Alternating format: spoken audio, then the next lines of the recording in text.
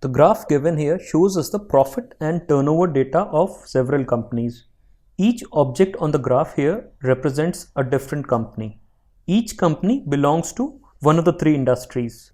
Textile denoted as triangles, cement denoted as squares, and steel denoted as circles. The turnover for these companies is represented on the x-axis, whereas the profit is represented on the y-axis. Let's take the example of one particular company to understand what the graph tells us. Now this encircled company must belong to the textile industry because it's a triangle. If we join this to the y-axis on the graph, it joins somewhere between 100 and 200. It means that the profit for this company should be between 100 and 200. Since it's tilted slightly towards the 100 mark and looks like somewhere between 130 and 140, let's put it as 135. It means that the approximate profit for this company is 135. Likewise, let's join this to the x-axis. Looks like the number is somewhere around 700. So it means that the turnover of this company is about 700.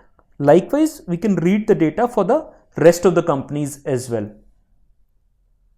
Let's look at the questions now.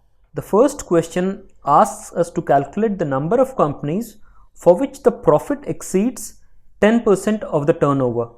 Now look at this point highlighted on the graph. For this point, the profit is exactly 100 and the turnover is exactly 1000. So the profit as a percentage of the turnover here is 10%. Look at this second point now. The profit for this point is 300 and the turnover is 3000. So the profit as a percentage of the turnover again would be 10% here. Look at this third point now. The profit is 400 and the turnover is 4000. So it's again 10%. Now let's draw a straight line that passes through these 3 points. We can safely say that for any point that lies on this straight line, the profit would be exactly 10% of the turnover. Now look at this fourth point. The profit here is exactly 400 and the turnover is 1000. So the profit as a percentage of the turnover here is 40%. So can we see a pattern emerging here? Any point that's above this line, that's in this shaded region, would have the profit more than 10% of the turnover. So let's just quickly count the number of companies that fall into this region. 1, 2, 3, 4, 5, 6 and 7. That's it. So it's 7 and that's option 2. Let's look at the second question now. It asks us to calculate the number of steel companies with turnover more than 2000 and profit less than 300. Let's look at the turnover data first. The number 2000 is highlighted here.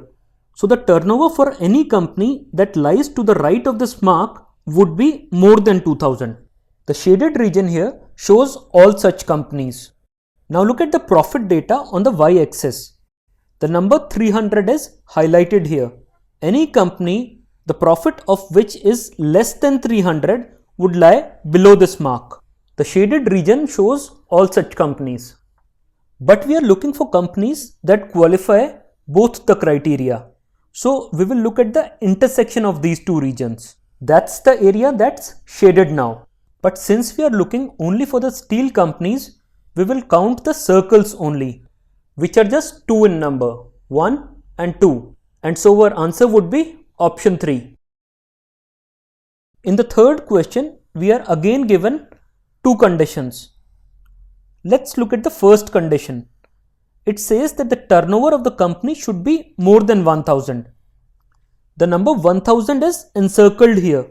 So the turnover of any company that lies to the right of this mark would be more than 1000. That's the shaded region. Now let's look at the second condition. It says that the profit of this company should exceed 10% of the turnover. This is exactly the same condition that we saw in the first question. So let's just draw a line like we did in the first question.